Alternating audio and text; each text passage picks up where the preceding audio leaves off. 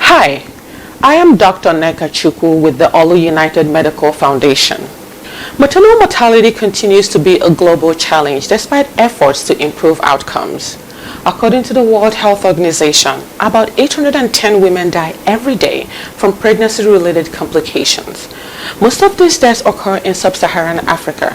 For example, in Nigeria, it is estimated that about 814 women out of 100,000 live births die from pregnancy-related complications. This is quite high compared to the 16.7 deaths per 100,000 live births reported in the United States. These deaths are preventable. As a high-risk mom myself, I know what it feels like to come close to death during childbirth, and I consider myself fortunate because I had access to great care. Because of all these factors, the Olu United Medical Foundation has embarked on a journey aimed at improving maternal outcomes.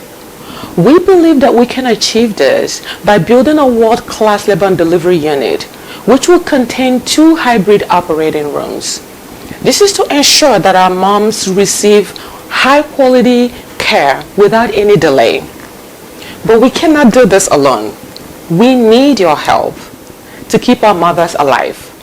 Please support this noble cause by donating to the Olu United Medical Foundation. For more information, please visit olumedical.org.